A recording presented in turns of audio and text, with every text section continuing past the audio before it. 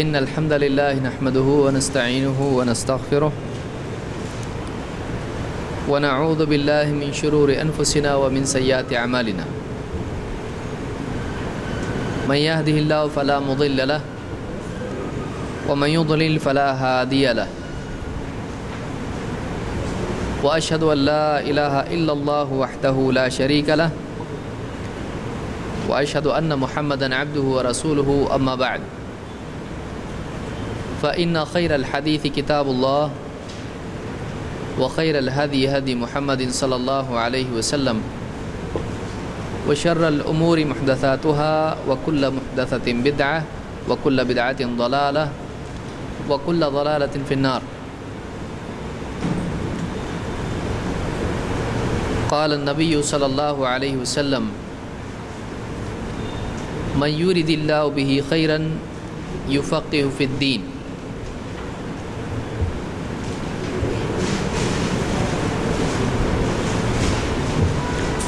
آج سے ہم ایک نیا سلسلہ شروع کر رہے ہیں. ویسے جو لوگ صرف آج آئے ہیں ان کو یہ بتا دوں کہ یہ سلسلہ آلریڈی پچھلے ہفتے شروع ہو چکا ہے، لیکن چونکہ کئی لوگوں کو یہ بات معلوم نہیں تھی، اس لیے پچھلے درس میں جو باتیں ہوئی تھیں نئے سرے سے پھر سے ان کا اعادہ آج کے درس میں کیا جائے گا.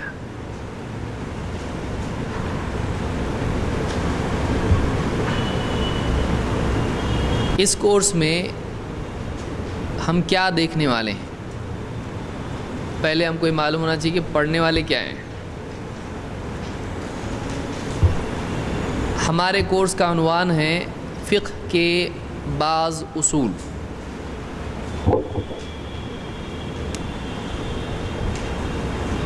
فقہ کے بعض اصول یا بعض فقہی اصطلاحات. ان قریب دونوں کے تقریباً ایک ہی معنی ہے. فقہ کے بعض اصول یا بعض فقہی اصطلاحات. بعض کا مطلب کیا ہوتا ہے؟ بن بعض. بعض کا مطلب کیا ہے؟ بعض، کچھ. بعض کا مطلب ہوتا ہے کچھ. یہ عربی کا لفظ ہے، اردو میں بھی چلتا ہے.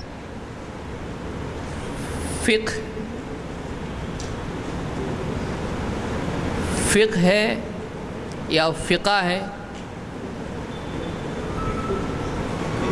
ہاں دیکھیے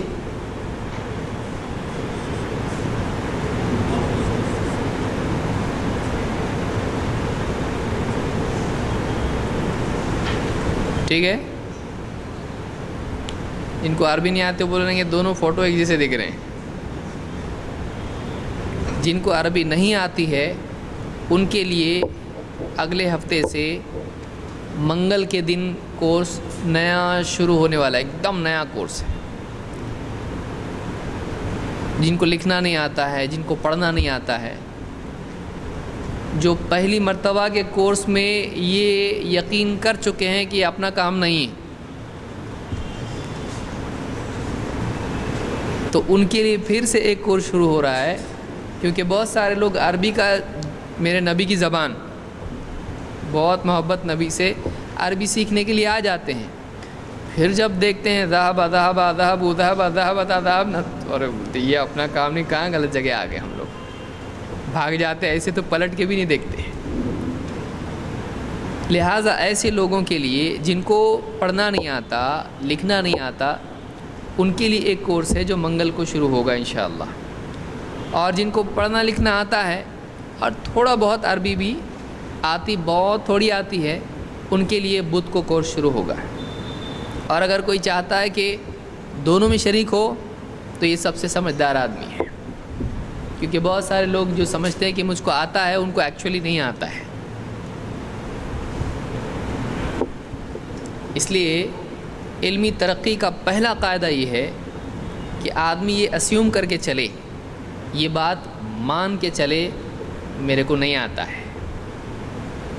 جو آدمی یہ سوچ کے چلے کہ مجھ کو نہیں آتا ہے، واقعی اسی کو آتا ہے. اگر پہلے سے ہم یہ سمجھیں مجھ کو آتا ہے تو یہ علم کے تنزل کے لیے پہلی سیڑھی ہے. اسی لیے یعنی ہمیشہ ہم کو اس بات کا خیال رکھنا چاہیے کہ ہم سوچیں نہیں آتا ہم کو. جو تھوڑا بہت آتا ہے اس میں بھی کتنا پکا ہے وہ بھی بھول جاتے ہیں، وہ بھی غلطی کرتے ہیں، بعض اوقات اس کو بھی صحیح سے نہیں سمجھے ہوئے ہوتے ہیں. تو تجسس آدمی کا ختم نہیں ہونا چاہیے.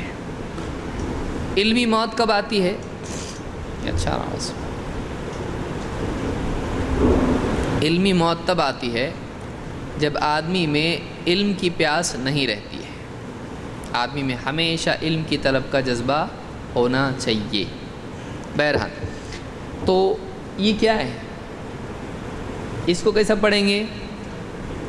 فقہ یا فقہا یا فقہا، کیا پڑھیں گے اس کو؟ فقہ. ہاں جو ہے ایک دم آپ اصل میں لفظ ہے یہ فقہن، اور اس کو کیسا بولیں گے؟ حدیث میں یہ کیا ہے؟ راوی ثقہ ہے.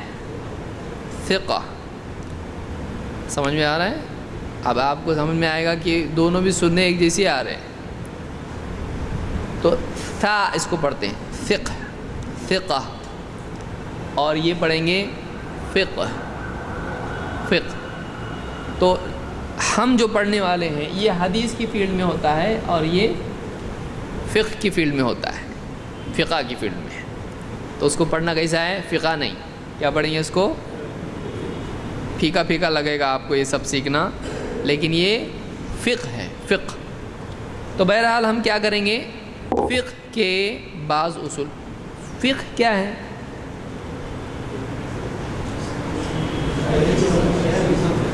گہری سمجھ. کس چیز کی؟ دین کی گہری سمجھ کو فقہ کہتے ہیں. جیسے اللہ کے نبی صلی اللہ علیہ وسلم نے فرمایا من یرد اللہ بہ خیرا یفقہہ فی الدین. حدیث کے الفاظ کیا ہیں؟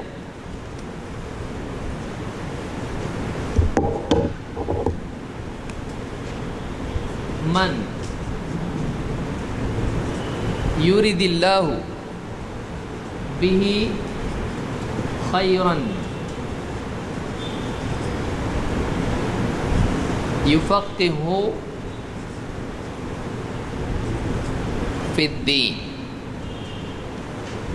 جس کے ساتھ ارادہ کرتا ہے اللہ بھلائی کا، یفقہہ اس کو گہری سمجھ دیتا ہے، فی الدین دین میں. سمپل. تو یہاں پر یہ جو لفظ آیا ہے یفقہہ، تو اس میں لفظ بنا ہوا ہے فقہ، کہ جس کے ساتھ اللہ تعالیٰ بھلائی کا ارادہ کرتا ہے اس کو اللہ تعالیٰ کیا دیتا ہے؟ پیٹرو ڈالر، مال، جمال، اس کو دین کی گہری سمجھ عطا فرماتا ہے. یہ معلوم ہوا کہ دین میں گہری سمجھ کا ملنا انسان کو دنیاوی چیزوں کے ملنے سے زیادہ بہتر ہے.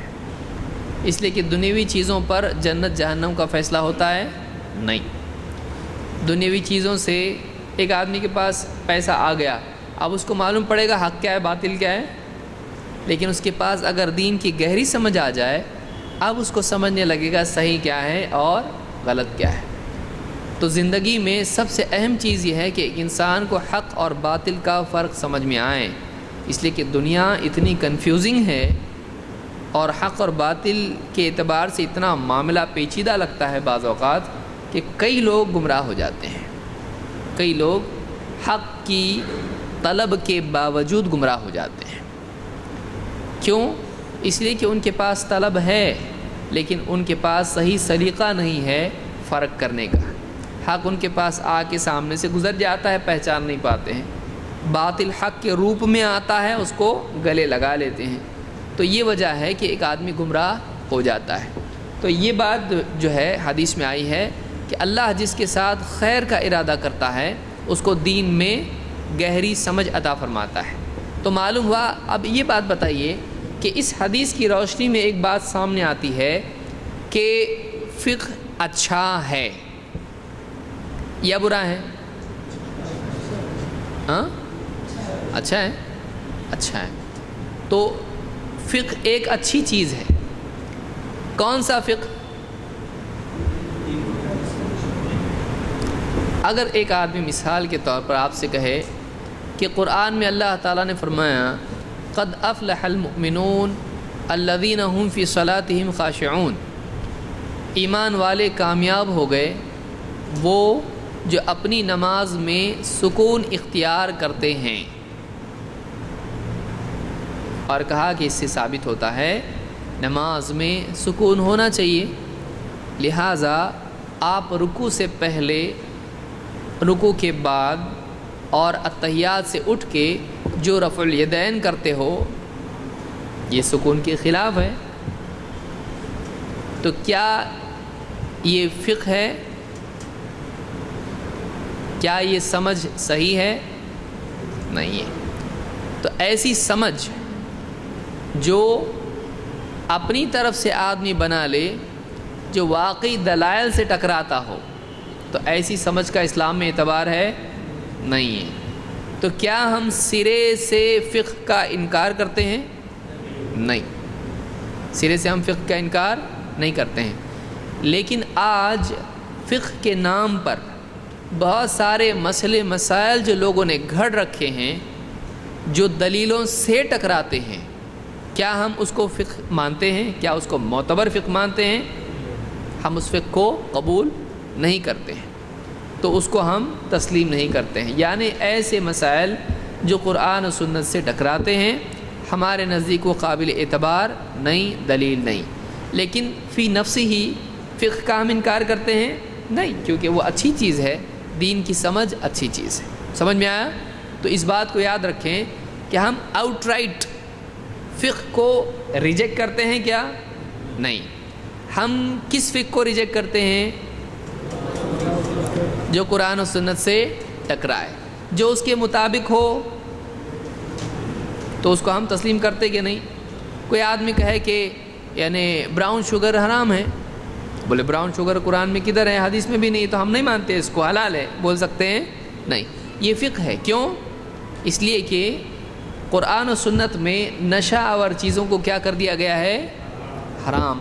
اور چونکہ یہ ایسی چیز ہے جس میں نشہ ہے اس لیے یہ بھی کیا ہو جائے گی؟ حرام، چاہے اس کا نام قرآن و سنت میں موجود نہ ہو. تو یہ کیسے معلوم پڑا؟ یہ فقہ کی وجہ سے معلوم پڑا کہ یہ استنباط کیا شراب کی طرح یہ ہے، شراب میں نشہ ہے، اس میں بھی نشہ ہے، لہذا یہ بھی حرام ہونی پڑے گی. تو اس کا نام نہ آنے کے باوجود ایک نئے دور میں نئی بات سامنے آئی، پچھلی دلیلوں سے اس کا فیصلہ کیا گیا. یہ کیا ہے؟ یہ فقہ ہے. سمجھا؟ تو بہرحال قرآن میں ایک آیت ہے، جیسے موسیٰ علیہ السلام، آپ کی اس میں آیت نہیں ہے، موسیٰ علیہ السلام نے اللہ تعالیٰ سے دعا کی تھی. کیا دعا کی تھی؟ رب اشرح لی صدری ویسر لی. امتحان میں جانے کے وقت سب پڑھتے ہیں اس کو، رب اشرح لی، یا بیان والے پڑھتے ہیں بہت سارے، اب کہ اللہ میرے سینے کو کھول دے. رب اشرح لی صدری. موسیٰ علیہ السلام نے جب دعوت کے لیے گئے، اللہ نے بھیجا ان کو، تو اس وقت میں انہوں نے اللہ سے دعا کی تھی. اب دیکھیے دعا کیا ہے؟ ربی، اے میرے رب، رب اشرح لی صدری. اشرح، شرح کا مطلب، اسی لیے آپ دیکھیں میں لکھ دیتا ہوں تاکہ آپ اس کو سمجھ لیجیے اچھے سے. یہ درس بڑا پیارا ہے، اس میں کوئی ٹائم بجٹ نہیں ہوتا ہے، چلتے رہو. یہ اچھا لگتا ہے مجھ کو، سب سے اچھا درس یہ لگتا ہے. ورنہ باقی دروس میں پھندا رہتا ہے کہ گھڑی دیکھتے رہو، اور اس میں باقی آدمی یعنی ضمناً باتیں جو آتی ہیں اس کو سمجھا نہیں پاتا ہے، اور ضرورت ہوتی ہے کہ اس وقت میں سمجھایا جائے.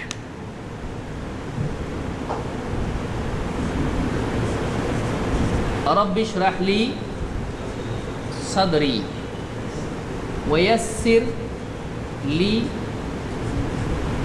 امری واحلل عقدۃ من لسانی یفقہوا قولی واجعل لی وزیرا من اہلی ہارون اخی اشدد بہ ازری واشرکہ فی امری. آگے بھی ہے اس کے، لیکن اتنا ٹھیک ہے، اب اتنا پکڑ کے چلتے ہیں. ربی، اے میرے رب. ابھی عربی کا سبق تھوڑا شروع کرتے ہیں اب. ربی اشرح، کھول دے، پھیلا دے. شرح اس لیے آپ نے دیکھا ہوگا بخاری کی شرح کیا ہے؟ فتح الباری. اس حدیث کی شرح کیا ہے؟ تو شرح کا مطلب کیا ہوتا ہے؟ اس کو پھیلانا، اس کو ایکسپلین کرنا، ایکسپلینیشن جس کو ہم کہتے ہیں. تشریح اسی پر سے لفظ بنا ہوا ہے. رب اشرح لی، اے میرے رب میرے لیے کھول دے، پھیلا دے. کیا؟ صدری، صدر سینے کو کہتے ہیں. میرے سینے کو میرے لیے کھول دے. جو تنگی محسوس ہو رہی ہے اللہ اس ذمہ داری کے سلسلے میں، اس تنگی کو تو ختم کر دے. ویسر لی امری، یسر آسان کرنا، اور آسان کر دے میرے لیے. امری، امر معاملہ، میرے معاملے کو، میری ذمہ داری کو میرے لیے کیا کر دے؟ تو آسانی مانگی اللہ سے، آسانی کی دعا کی اللہ سے. اللہ میرا معاملہ آسان کر دے، میری ذمہ داری کا بوجھ میرے لیے آسان کر دے، میں ذمہ داری نبھا پاؤں، میرے لیے اس میں آسانی پیدا کر. واحلل، کھول دے. عقدتاً، عقدہ گرہ، ناٹ، گانٹھ. واحلل عقدتاً من لسانی، میری زبان سے جو گرہ لگی ہوئی ہے اس گرہ کو کھول دے. یفقہو، یہاں پر یفقہون نہیں ہے، یفقہو ہے، تاکہ وہ سمجھیں. یفقہو اس سے جڑا ہوا ہے، تاکہ وہ سمجھیں. قولی، قول میرا، میرے قول کو. ای ای ای یہ جو آتا ہے میرے کے لیے آتا ہے. صدری یعنی میرا صدر، میرا سینہ. امری یعنی میرا معاملہ. لسانی یعنی میری زبان. قولی یعنی، آ رہی ہے آپ کو عربی؟ بہت اچھی بات ہے، تو بہت جلدی سیکھ رہے ہیں آپ لوگ. سمجھ میں آ رہا ہے؟ بہت سمپل ہے. اب آپ کو بولنا ہو کہ میری کتاب، تو کیسے بولیں گے آپ؟ یہ کہ آپ تو مجتہد ہو گئے. اور گھر بولنا ہو میرا گھر، تو بیٹی. تو بہرحال یہ ساری چیزیں یہ آپ آسانی سے سمجھ سکتے ہیں، لیکن ہمیشہ ایسا نہیں ہوتا ہے، کہیں کہیں الفاظ میں فرق بھی واقع ہوتا ہے. بہرحال اتنا تو اچھا سمجھ میں آپ نے کو میرا بولنا ایزی ہو گیا. مال، میرا مال بولنا ہو تو مالی. آپ وہ مالی سوچو گے باغ والا، مالی، میرا مال. بہرحال تو اس طرح سے اس میں لفظ ایک آیا ہے یفقہوا قولی، تاکہ وہ میرے قول کو سمجھیں. یہ بھی فقہ سے جڑا ہوا لفظ ہے، اس میں بھی سمجھنے کے معنی پائے جاتے ہیں. تو فقہ کے معنی کیا ہیں؟ سمجھ. لیکن جب ہم دین کی خاص چیزوں کے بارے میں بات کرتے ہیں، دین میں مسئلے مسائل کے سلسلے میں جب بات کرتے ہیں، تو اس میں دین کی گہری سمجھ کے لیے آتا ہے. دین کی گہری سمجھ، اس کو کیا کہتے ہیں؟ فقہ. سمجھا اتنا؟ فقہ کی تعریف کیا ہے؟ اور اس سے پہلے یہ کہ فقہ کی تعریف پہلے دیکھتے ہیں، اس کے بعد ہم آگے بڑھیں گے، اصول فقہ دیکھیں گے. ہم بنیادی طور پر فقہ کے معنی سمجھ کے ہیں، اور اس کا تعلق کس سے ہے؟ دین سے. حدیث میں کیا ہے کہ من یرید اللہ بہ خیرا یفقہہ فی الدین. معلوم ہے فقہ دین میں ہونا یہ اللہ کی نعمت ہے. صحیح ہے؟ ایک آدمی کو دین کی گہری سمجھ ملنا، تو یہاں یہ بتائیے کہ فقہ کا تعلق مسئلے مسائل سے ہوتا ہے یا عقیدے سے ہوتا ہے؟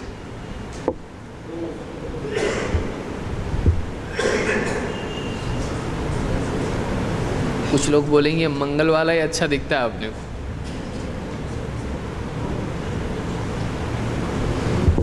سوچنے میں خرچہ نہیں آتا ہے. عقیدے سے آتا ہے یا مسئلے مسائل سے آتا ہے یا دونوں سے آتا ہے یا اور بھی کچھ ہے؟ دونوں سے ہوتا ہے. کیوں؟ عقیدے میں بھی مسئلے ہے اور مسئلے میں بھی عقیدہ ہے. عقیدے میں مسئلے، صحیح بات ہے. آپ اقبال کیلانی کی کتاب دیکھیں یا علماء کی دوسری کتابیں دیکھیں، اس میں مسئلہ اور بعض اوقات عقیدے کا بھی مسئلہ. مسئلہ کا مطلب کیا ہے؟ سوال. تو سوال آپ کس بارے میں پوچھتے؟ خالی فقہ کے پوچھتے کہ حلال حرام؟ عقیدے کا بھی تو پوچھتے نا. تو مسئلہ اس کو کہا جا سکتا ہے. لیکن جو ہمارے ہاں پر جو دو تقسیم ہوئی ہے، ایک عقائد اور ایک اعمال، جیسے نماز، روزہ، حج، زکوٰۃ اور تجارت کے اصول، نکاح، طلاق اور اس کے علاوہ لین دین، جائیداد، یہ سارے عقائد کے مسائل ہیں. کیا یہ عقائد ہے نا کہ نہیں ہے؟ پہلے تو بولو یہ عقائد ہے کہ نہیں ہے. کیا یہ عقائد ہیں؟ عقائد نہیں ہے. یہ عقائد اعتقادی مسائل نہیں ہیں، یہ عملی مسائل ہیں. ان میں عمل کرنا پڑتا ہے. لیکن اللہ ایک ہے، محمد صلی اللہ علیہ وسلم اللہ کے رسول ہیں.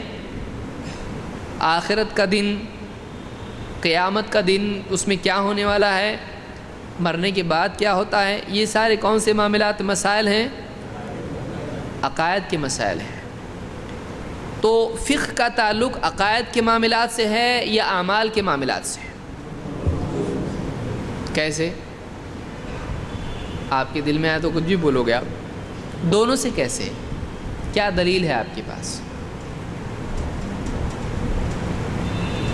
گھر پہ چھوڑ کے آیا ایسا بول سکتے ہیں آپ؟ دلیل ہے لیکن گھر پہ چھوڑ کے آیا. آپ کو معلوم ہے؟ ابھی آپ بولے سب،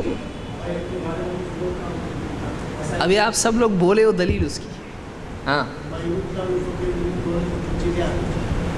دیکھیے، بعض اوقات معلوم ہوتا ہے لیکن معلوم نہیں ہوتا ہے کہ معلوم ہے. سمجھا؟ نہیں معلوم. من یرد اللہ بہ خیرا یفقہہ فی الدین. اللہ جس کے لیے خیر کا ارادہ کرتا ہے اس کو دین کی فقہ عطا فرماتا ہے. دین میں عقائد آتے ہیں، اعمال. تو فقہ میں دونوں آئیں گے، ایک آئے گا. تو آپ کو نہیں معلوم، یہ معلوم لیکن نہیں معلوم کہ معلوم. ٹھیک ہے. تو ایک بات سمجھ میں آ گئی کہ فقہ کا تعلق عقائد سے بھی ہوتا ہے اور اعمال سے بھی ہوتا ہے. لیکن بعد کے دور میں ایسا ہو گیا کہ اسی لیے بعض علماء نے کیا کہا ہے کہ واقعی فقہ کا لفظ استعمال کرنا جو لائق ہے وہ عقیدہ کے لیے ہے. اس لیے کہ اصل سمجھ یہی ہے. اصل سمجھ دین میں کیا ہے؟ توحید کا سمجھنا اور آخرت کا سمجھنا وغیرہ وغیرہ. یہ چیزیں جو زندگی کی دین کی اہم ترین چیزیں ہیں، اس کا سمجھنا زیادہ ضروری ہے. ورنہ آدمی توحید کی بجائے شرک پر جیے اور نمازیں پڑھتا رہے، اس نے کیا سمجھا؟ سمجھ رہے ہیں؟ تو اصل فقہ جو ہے یہ کس کا ہے؟ یہ تو عقیدے میں. اسی لیے بعض علماء نے کہا الفقہ الاکبر یہ توحید ہے. توحید کیا ہے؟ الفقہ الاکبر ہے، سب سے بڑا فقہ توحید ہے. اور آپ کو دلائل سمجھنے پڑتے ہیں نا اس میں. عقیدے میں دلائل سمجھنے نہیں پڑتے ہیں. عقیدے میں آپ کو سمجھ میں آنا چاہیے کہ واقعی کیا بات ہے، اس کا کیا مطلب ہے. تو عقیدے کی جو آیتیں ہیں، جیسے آپ مثال کے طور پر آپ اس کو مثال سے سمجھو کہ قرآن میں اللہ تعالیٰ نے فرمایا بل یداہ مبسوطتان ينفق کیف یشاء. اللہ کے دونوں ہاتھ پھیلے ہوئے ہیں، جیسا چاہتا ہے خرچ کرتا ہے۔ بندوں پہ کون خرچ کرتا ہے رزق؟ اللہ رب العالمین۔ اللہ نے کیا فرمایا؟ اس کے دونوں ہاتھ پھیلے ہوئے ہیں، جیسا چاہتا ہے بندوں پر خرچ کرتا ہے۔ اب ایک آدمی اس سے یہ مطلب لے کہ اچھا اللہ کو بھی ہاتھ ہے تو اللہ کے ہاتھ ہماری طرح ہوں گے، تو کیا ہے؟ صحیح سمجھ ہے؟ لیکن اس آیت کے ساتھ ایک آدمی نے دوسری آیت جوڑی، لیس کمثلہ شیء، اللہ کی طرح کچھ بھی نہیں ہے۔ تو کہا کہ ہاں اللہ کے ہاتھ پھیلے ہوئے ہیں، وہ خرچ کرتا ہے بندوں پر، لیکن اللہ کے ہاتھ بندوں کی طرح نہیں ہے، کیونکہ قرآن میں اللہ نے کیا فرمایا؟ اللہ کی طرح کچھ نہیں ہے۔ تو اس کو یہ سمجھنا چاہیے کہ نہیں چاہیے؟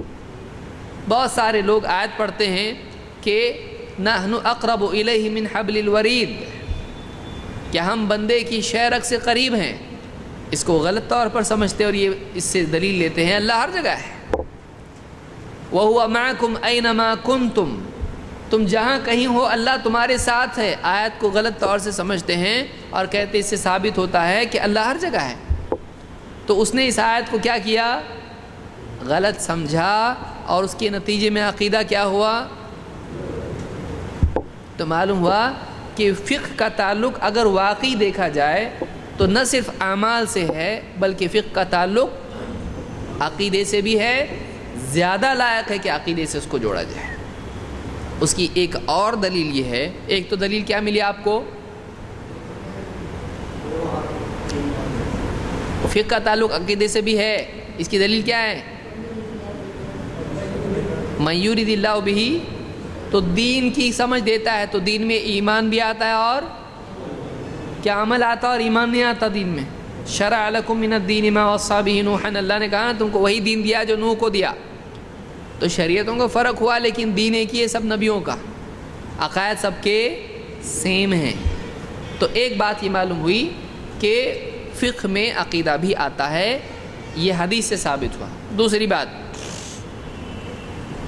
یہ جو آیت لکھی تھی میں نے یہاں پر، موسیٰ علیہ السلام کو جب اللہ نے بھیجا تو انہوں نے جو دعا کی کہ وَاحْلُلْ عُقْدَةً مِّن لِّسَانِي يَفْقَهُ قَوْلِي، یہاں جو فقہ کا لفظ استعمال ہوا ہے سمجھنے کے اعتبار سے، وہ عقیدے کی بات اس میں تھی کہ نہیں تھی؟ موسیٰ علیہ السلام کیا دعوت لے کر گئے تھے؟ عمل کی، نماز ایسی پڑھو، فرعون کے پاس ایسا گئے تھے، یا توحید سمجھانے کے لیے گئے تھے؟ تو ان کی دعوت میں زیادہ اہم کیا تھی؟ اگرچہ دوسرے اعمال بھی تھے، لیکن کیا اس میں عقائد نہیں تھے؟ تو وہ پوری بات سمجھنے کی دعا انہوں نے کی تھی کہ اے اللہ مجھ کو بولنے کی توفیق دے کہ وہ میری بات کو سمجھیں۔ یعنی معلوم ہے فقہ کا تعلق نہ صرف عمل سے ہے بلکہ عقیدے سے بھی ہے۔ اتنی بنیادی بات سمجھی؟ بعد کے دور میں ایسا ہوا کہ علماء نے دو فیلڈ بتائیں کہ ایک ہے عقیدہ اور ایک ہے فقہ۔ اس سے ہم کو اعتراض ہے؟ کوئی اعتراض نہیں ہے، کوئی پرابلم اس میں نہیں ہے۔ اصطلاحی اعتبار سے اگر اس طرح سے تعلیم کی آسانی کے لیے کرتے ہیں کوئی مسئلہ نہیں، لیکن کوئی آدمی کہتا ہے کہ فقہ کا تعلق قطعاً عقیدے سے نہیں ہے، تو کیا اسٹیٹمنٹ صحیح ہے؟ لیکن فقہ کے معاملات معظم حصہ اس کا کس سے ہے؟ مسائل سے ہے۔ عام طور سے اس کا ڈسکشن کس سلسلے میں ہوتا ہے؟ مسئلے مسائل جس کو ہم کہتے ہیں، نماز کیسا پڑھنا یا عملی مسائل سے۔ سمجھ میں آیا؟ اتنی بات سمجھ میں آ گئی سب کے؟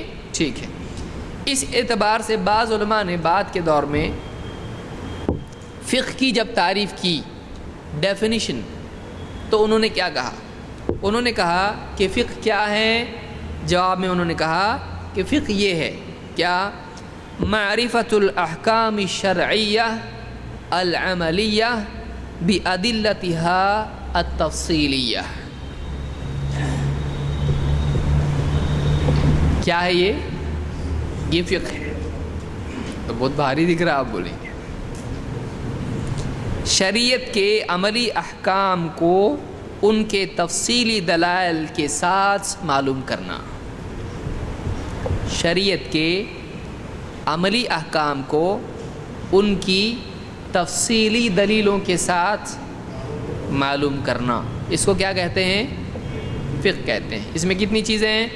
شریعت کے احکام، عملی احکام، دلائل، لیکن کیسے دلائل؟ تفصیلی دلائل. ان سے کیا کرنا؟ معلوم کرنا، یا ان کی معرفت. معرفت الاحکام الشرعیہ، شریعت کے احکام کی معرفت. کیسے احکام؟ عقائد والے، عملی احکام، بِأَدِلَّتِهَا التفصیلیہ، اور اس کی تفصیلی دلیلوں کے ساتھ. کون سمجھائے گا اس کو؟ آپ بولے پہلے ہم کو سمجھاؤ. ابھی تک کہ قفل کھلا نہیں ہے، آپ ہتھوڑی لگا رہے ہیں اس کے اوپر لیکن کھل رہا نہیں ہو. لیکن کوئی بھی چیز آسان ہونے سے پہلے مشکل ہی ہوتی ہے. ایسا رہتا کہ نہیں؟ سائیکل آپ پہلے دن چلائے تو ایک دم چلا کے ایک دم زور سے اچھی، بائک گیئر والی، کار، شروع میں وہ چیز کیا ہوتی ہے؟ مشکل ہوتی ہے. لیکن اس مرحلے میں اگر اس کو آدمی چھوڑ دے تو زندگی بھر مشکل رہتی ہے. لیکن اس مرحلے میں لگا رہے آدمی کام پہ تو وہ چیز دھیرے دھیرے آسان ہوتی. پھر آدمی گاڑی چلاتا ہے، بات کرتے کرتے کب گیئر بدل رہا، کب بریک مار رہا، کب ایکسیلیٹر دبا رہا، اس کو بھی نہیں سمجھتا ہے. آٹومیٹک ہونا شروع ہو جاتا ہے. تو عادی ہونا چاہیے ایک چیز کا، ڈر کے بھاگنا نہیں چاہیے. بہرحال معرفت کا مطلب کیا ہے؟ پہچان. الاحکام حکم کی جمع ہے. حکم، یہ حلال ہے، یہ حرام ہے، یہ صحیح ہے، یہ غلط ہے، یہ فرض ہے، یہ مستحب ہے، یہ کرنا چاہیے، یہ نہیں کرنا چاہیے. تو یہ ساری چیزیں کیا ہیں؟ احکام ہیں. تو دین کے جو احکام ہیں ان کی معرفت. کون سے؟ شریعت کے احکام. اس میں دنیاوی احکام نکل جاتے ہیں. دنیاوی احکام، دیکھیے احکام 3 طرح کے ہوتے ہیں. ایک ہوتے ہیں شرعی، ایک ہوتے ہیں عقلی، ایک ہوتے ہیں عادی. احکام کتنی طرح کے ہوتے ہیں؟ 3 طرح کے. کون کون سے؟ تھوڑی دیر سو بھی گئے تو چلے گا. شرعی، عقلی اور عادی. کیسے؟ شرعی احکام، مثلا کوئی آپ سے پوچھے کہ جیسے اللہ نے فرمایا قرآن کریم میں وَأَحَلَّ اللَّهُ الْبَيْعَ وَحَرَّمَ الرِّبَا، اللہ تعالیٰ نے تجارت کو حلال کیا اور سود کو، ربا کو حرام کیا. یہ کون سا حکم ہے؟ حکم ہے. صحیح ہے، یہ شرعی حکم ہے. تو شریعت میں نماز 5 وقت کی کیا ہے؟ کون سا حکم ہے؟ یہ شرعی حکم ہے. تو یہ شرعی احکام ہوتے ہیں. یا اسی طرح سے آپ عقیدے کی بھی مسائل اس میں شامل کر سکتے ہیں کہ توحید کے معاملات ہیں کہ جو آدمی اللہ اور اس کے رسول کی بات کا انکار کرے جانتے بوجھتے بغیر کسی مجبوری کے، تو ایسا آدمی کیا ہوتا ہے؟ اسلام سے جانتے بوجھتے اللہ اس کے رسول کی بات کا انکار کرے، کیا ہو جائے گا؟ وہ اسلام سے خارج. یہ شرعی حکم ہے اس کے اوپر. ایسے آدمی کو مرتد کہتے ہیں. تو عقیدے کے معاملات بھی ہو سکتے ہیں اور عبادات وغیرہ کے معاملات بھی ہو سکتے ہیں. اللہ کی طرح کسی اور کو سمجھے دل میں جانتے بوجھتے، اللہ کے برابر دل میں کسی کو تسلیم کرے، اسلام سے خارج ہو جاتا ہے. تو ایسے کئی احکام ہیں جو کیا ہے؟ کون سے احکام ہیں؟ یہ شرعی، چاہے وہ عقیدے کا ہو یا عمل کا ہو. دوسرے احکام ہیں عقلی. عقلی احکام کیسے؟ مثلا اب اس کو سمجھیے، کل ہمیشہ جز سے بڑا ہوتا ہے. ایک روٹی آپ نے بنائی، آدھی روٹی پوری روٹی سے چھوٹی ہوگی کیا بڑی؟ بڑی ہوگی کہ چھوٹی؟ بڑی ہوگی نا. نہیں، ہمیشہ آدھی روٹی پوری روٹی سے چھوٹی ہوگی کیا بڑی ہوگی؟ یہ کون سا حکم ہے؟ کیا کبھی ایسا ہو سکتا ہے کہ آپ نے روٹی کے ٹکڑے کیے اور آدھی روٹی جو اصل روٹی تھی اس سے بڑی ہو گئی؟ بڑی ہوتی ہے کبھی؟ ایسی نہیں ہوتی. ایسی یہ اور بات ہے کہ اب آٹا اگر گوندھ کے آپ آپس سے بڑا کرو اس کو، وہ اور بات ہے. لیکن آپ نے روٹی توڑی، کاغذ ہے مثلا آپ کے پاس جو کاغذ ہے آپ اس کو پھاڑ کے 2 ٹکڑے کرو تو ہر ٹکڑا مین ٹکڑے سے بڑا ہوتا ہے کہ چھوٹا ہوتا ہے؟ ہمیشہ ایسے ہی ہوگا. سمجھ میں آ رہا ہے؟ یہ کون سے شرعی حکم ہے؟ حلال، حرام، فرض، نفل، یہ کیا ہے؟ آدمی اس کو سمجھ لیتا ہے. ایسا ہی ہوتا ہے. ایک چیز ایک ہی وقت میں غیر متحرک بھی ہو اور متحرک بھی ہو، ایسا ہوتا؟ رکی ہوئی بھی ہے اور حرکت میں بھی ہے، ہوتا کیا ایسا؟ ایک وقت میں دونوں بھی، سٹیٹک بھی ہے اور ایکشن میں بھی، حرکت میں بھی، ایسا ہو سکتا ہے؟ تو یہ ہو ہی نہیں سکتا. تو یہ باتیں کون سی ہیں؟ عقل سے متعلق ہے. سمجھ میں آ رہا ہے؟ تو یہ چیز جو ہے یعنی عقل سے بعض چیزیں عادی ہوتی ہیں. عادی کیسے؟ مثلا آپ سمجھتے ہیں کہ دھوپ میں گرمی ہوتی ہے اور سائے میں ٹھنڈک ہوتی ہے. یہ آپ سمجھتے ہیں؟ آپ دھوپ سے اگر سائے میں چلے جائیں تو آپ کو ٹھنڈک محسوس ہوتی ہے. یہ کیا ہے؟ شرعی حکم ہے، قرآن میں آیا، حدیث میں. ایسا کچھ ہے کہ اس پہ فرض اور نفل کا معاملہ ہے؟ کچھ نہیں ہے. یہ عادی ہے. عادی کیسے معلوم ہوتا ہے؟ آپ کو تجربے سے معلوم ہوتا ہے.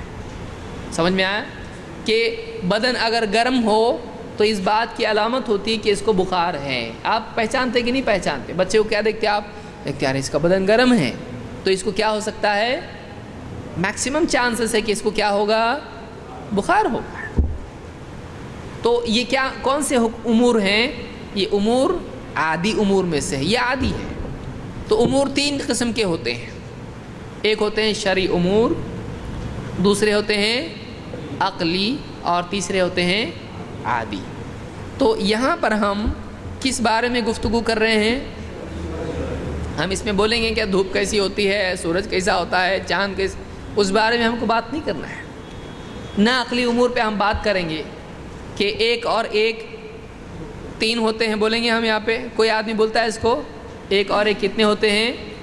2 ہی ہوتے ہیں. تو یہ حساب کے امور ہیں، یہ میتھمیٹکس کے امور ہیں.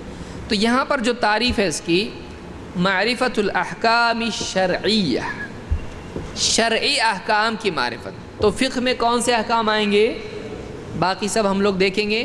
چاند کے بارے میں، سورج کے بارے میں، حساب کے بارے میں وغیرہ وغیرہ ہم نہیں دیکھیں گے. ہم صرف دیکھیں گے شریعت کے احکام. العملیہ، عملی احکام. اس سے عقیدے کے احکام ہم اس میں لیں گے. وہ ہم الگ، عقائد کی کتابیں علماء نے الگ سے لکھی اور بعد کے دور میں فقہ کی کتابیں الگ سے لکھی گئی. کبھی کبھی اس میں وہ بات آ جاتی ہے، اس میں یہ بات آ جاتی ہے. لیکن لوگوں کی سہولت کے لیے علماء نے کیا کیا؟ عقائد کی کتاب الگ رکھیں اور احکام کی یا مسائل کی کتابیں یا فقہ کی کتابیں الگ رکھیں. حدیث کی کتابوں میں بھی 2 طرح کی کتابیں آپ کو ملیں گی. ایک وہ کتابیں جس میں دونوں جمع ہو جاتے ہیں، اور ایک وہ کتابیں جن میں دونوں الگ ہو جاتے ہیں. مثال دے سکتے ہیں آپ؟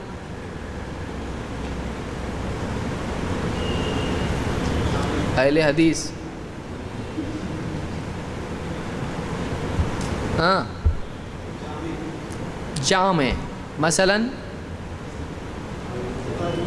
صحیح البخاری. آپ کو پہلی بخاری کتاب معلوم؟ بخاری، صحیح البخاری ایک ایسی کتاب ہے جس میں عقیدہ بھی آتا ہے اور اس میں فقہ بھی آتا ہے. سمجھ میں آ رہا ہے؟ لوگ بولتے ہیں اہل حدیث کی فقہ کی کتاب کدھر ہے؟ اب صحیح بخاری آپ کو دکھ رہی نہیں؟ یہ لو، اس میں امام البخاری بدء الوحی، شروع میں وحی کیسے شروع ہوئی، پھر اس کے بعد میں کتاب الایمان ہے. تو ایمان کس سلسلے میں ہے؟ یہ عقیدے کا ہے یا فقہ کا ہے؟ عقیدہ ہے. تو عقیدے سے شروع کیا. اس کے بعد کتاب العلم وغیرہ جو بھی ہیں، یہ ساری چیزیں، پھر اس میں وضو آئے گا، اس کے اندر یعنی غسل آئے گا، پھر نماز آئے گی، یہ ساری چیزیں اس میں آئیں گی. تو ایسی آخر میں اس کے آپ دیکھیں گے کہ احادیث الانبیاء، یا اسی طرح سے اس میں کتاب التوحید ہے آخری. تو کتاب التوحید بھی ہے بخاری میں. تو ایسی کتاب جس میں عقیدہ بھی آتا ہے اور اس میں فقہ بھی آتا ہے، اس کو جامع کہتے ہیں. ایسی کتاب ترمذی بھی ہے، ابو داؤد میں بھی ہے، اس میں کتاب السنہ، اس میں عقائد بھی انہوں نے ذکر کی ہے، لیکن اتنا زیادہ نہیں. اور بعض کتابیں ہیں جیسے مثال کے طور پر سنن النسائی ہے. اس میں کیا ہے؟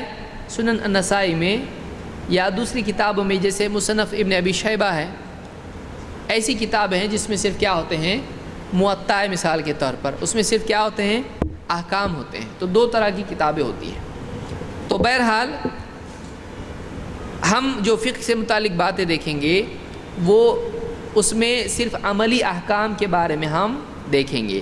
تو معرفت الاحکام الشرعیہ العملیہ، آخری حصہ اس کا کیا ہے، بِأَدِلَّتِهَا التفصیلیہ، ادلہ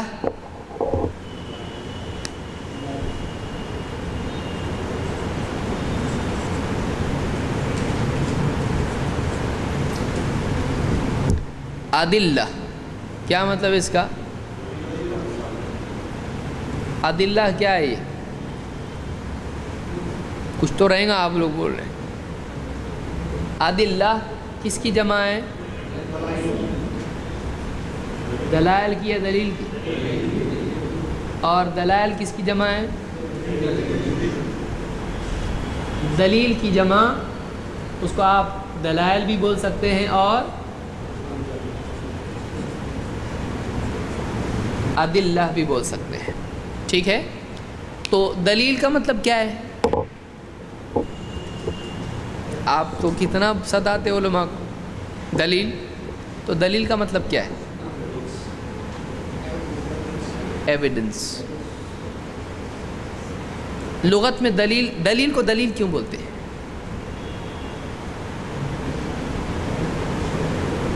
دلیل کا مطلب کیا ہوتا ہے، اصول،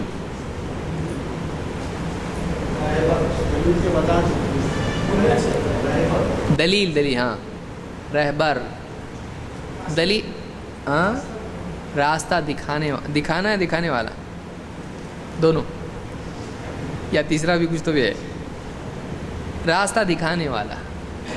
دلیل کا مطلب ہوتا ہے رہبر یا علامت، وَجَعَلْنَا الشَّمْسَ عَلَيْهِ دَلِيلًا۔ تو سورج کو اللہ تعالیٰ نے دلیل بنایا ہے۔ تو جو چیز کسی چیز کی علامت ہو یا رہبر ہو، آپ راستے میں دیکھیے جائیں گے تو آپ کو ملے گا یہ دلیل ہے، یہ راستہ آپ کو بتائے گا، ہادی بھی اس کو کہتے ہیں، لیکن دلیل بھی اس کو کہا جاتا ہے۔ تو راستہ بتانے والا یا کسی چیز کے اوپر گواہ کی طرح، یا اس کے لیے ایک علامت، نشانی، اس کو دیکھ کے سمجھا جائے، کوئی چیز اس سے جڑی ہوئی ہو، تو ایسی چیز کو کیا کہتے ہیں، دلیل۔ تو تفصیل کس کو کہتے ہیں، بعض اوقات الفاظ ہم اتنے زیادہ استعمال کرتے ہیں کہ اس کا میننگ ہی معلوم نہیں ہوتا ہے۔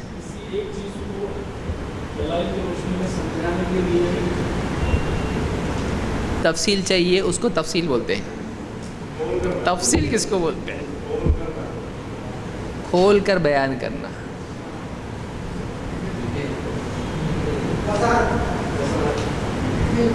کچھ لوگوں کو نہیں سمجھے گا، ہاں، وضاحت۔ تفصیل کا لفظ کہاں سے آیا ہے،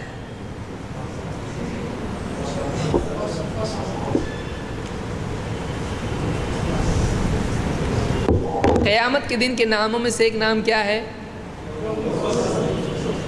تو بہت معلوم ہے،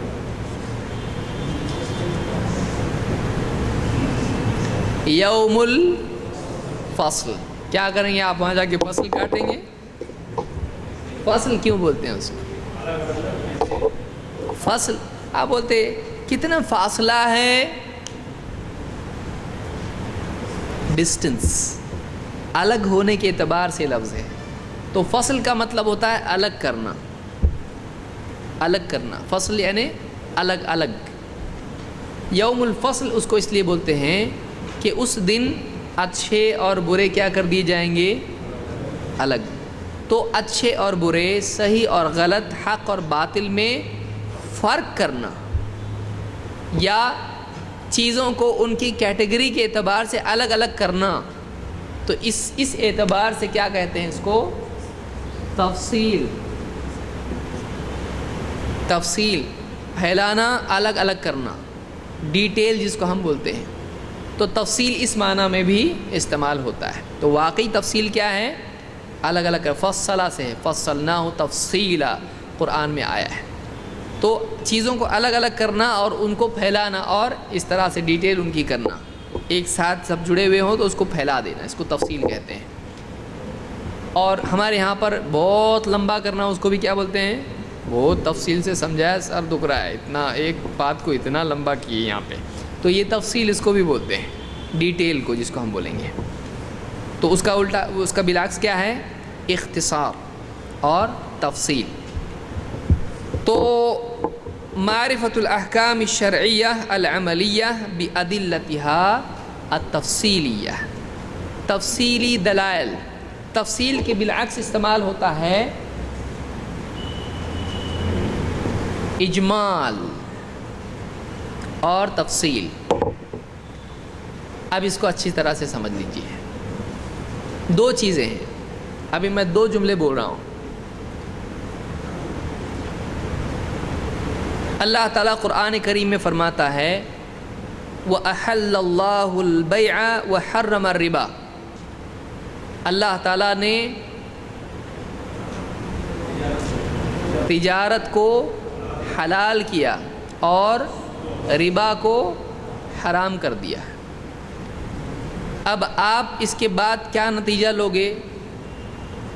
تجارت کر سکتے ہیں، وہ حلال ہے، اور ربا لے سکتے ہیں، دے سکتے ہیں، نہیں، وہ کیا ہے؟ تو اللہ نے ربا ہی کو حرام کیا تو لینا دینا دونوں حرام ہو جائے گا. تو ربا کیا ہو گئی؟ حرام. تو کیا ایگزیکٹ مسئلے میں ایگزیکٹ دلیل ہے یا نہیں ہے؟ یہ اجمال ہے. سود کے بارے میں آپ سے پوچھے، آپ یہ دلیل دے دیے تو اس میں اجمال ہے کچھ؟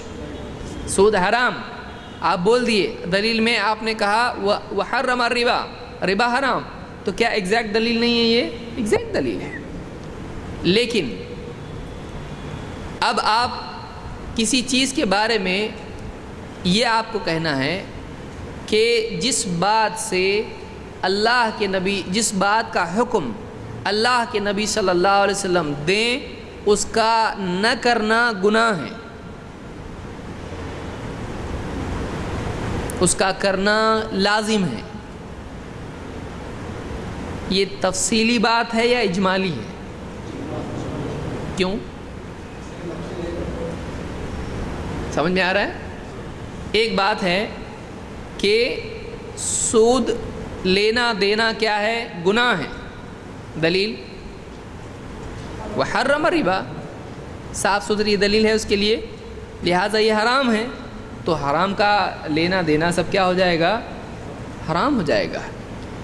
اور یہاں ہم کیا کہہ رہے ہیں کہ جس چیز سے اللہ کے نبی صلی اللہ علیہ وسلم نے منع کیا اس سے رکنا لازم ہے، نہیں رکتا ہے تو گناہ گار ہوگا. یہ تفصیلی بات ہے یا اجمالی ہے؟ یہ اجمالی ہے. کیوں اجمالی ہے؟ اس لیے کہ اس میں پرٹیکولر کسی چیز کا نام نہیں آ رہا ہے. سمجھ میں آ رہا ہے؟ تو فقہ میں یہ آتا ہے، اصول الفقہ میں وہ آتا ہے. سمجھ میں آ رہا ہے؟ ابھی فقہ میں تفصیلی دلائل آتے ہیں، لیکن اصول الفقہ میں اجمالی باتیں آتی ہیں کہ اگر رسول نے حکم دیا لازم، منع کیا حرام، تو یہ جو باتیں آتی ہیں وہ اصول الفقہ میں آتی ہیں، کیونکہ وہ اصول ہیں، وہ کسی بھی چیز پر فٹ ہو سکتے ہیں. ان میں کسی ایک چیز کا نام نہیں ہوتا ہے، وہ ایک جنرل رول ہوتے ہیں. لیکن فقہ میں کیا ہوتا ہے؟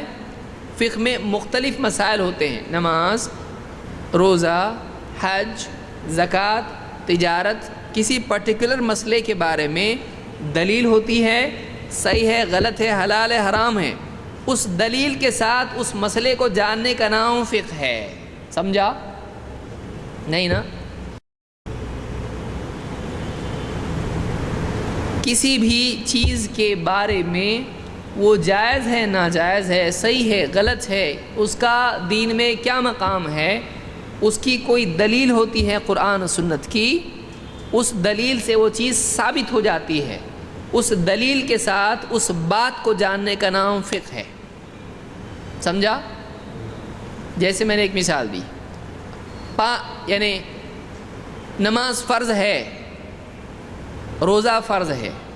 کتب علیکم الصیام، اللہ نے کیا کہا؟ تم پر روزے لکھ دیے گئے، یعنی فرض کر دیے گئے. تو اس سے کیا ہو گئے روزے؟ تو اب یہ حج کے بارے میں دلیل لگے گی، زکوٰۃ کے بارے میں دلیل استعمال. کتب علیکم الصیام ہے، نہ جاؤ حج کو، بول سکتے آپ؟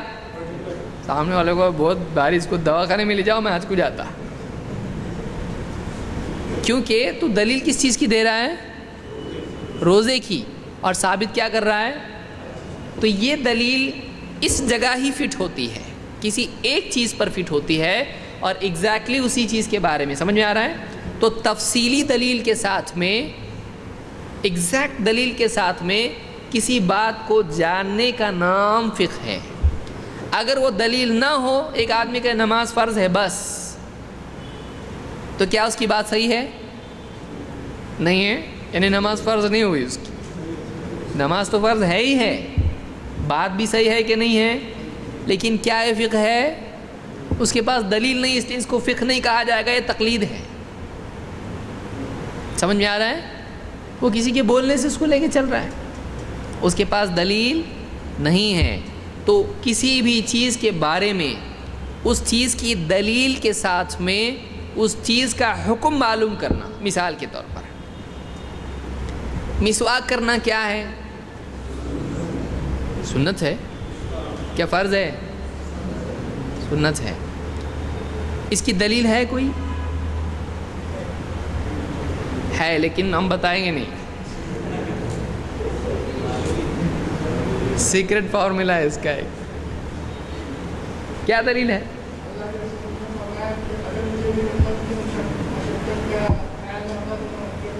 بالکل صحیح. لولا ان اشق علی امتی لامرتهم بالسواک عند کل صلاح. بخاری وغیرہ نے اس کو روایت کیا ہے. اگر مجھے اپنی امت پر مشقت کا، تنگی کا، تکلیف کا ڈر نہیں ہوتا تو میں انہیں ہر نماز کے وقت مسواک کا حکم دیتا. حکم دیتا. کیوں نہیں دیے؟ کیا تکلیف ہوگی؟ مسواک میں کچھ پوائزن ہے؟ کیا ہے؟ بار بار نہیں، کب حکم دیتا کہ کب کرو؟ تو یہ تنگی ان کے لیے ہو جائے گی، وہ ہر نماز کے وقت کر پائیں گے، اور نہیں کر پائے تو کیا ہو جائے گا؟ لہٰذا میں حکم ان کو. لیکن وہ چیز اہم ہے، ثابت ہوئی. کیوں؟ آپ صلی اللہ علیہ وسلم کیا کرتے تھے؟ مسواک کرتے تھے. جب بھی گھر میں آتے پہلی چیز کیا کرتے تھے؟ مسواک. رات میں اٹھتے تھے سب سے پہلی چیز کیا کرتے تھے؟ یعنی نبی کا عمل ہے، لیکن آپ نے حکم دینے سے پرہیز کیا. کیوں؟ تاکہ یہ فرض نہ ہو جائے. فرض ہو گیا تو کر نہیں پائیں گے تو گناہ گار ہو جائیں گے. لہذا وہ فرض نہیں ہے، اور وہ کیا ہے؟ سنت ہے، کیونکہ آپ کرتے تھے. سمجھا؟ اب یہ اس سے نماز فرض ہے ثابت ہو سکتی نہیں. یہ کس بارے میں ہے؟ صرف. تو اس دلیل کے ساتھ جب ہم نے کہا مسواک کرنا سنت ہے، دلیل یہ ہے، تو اب ہم نے کیا کیا؟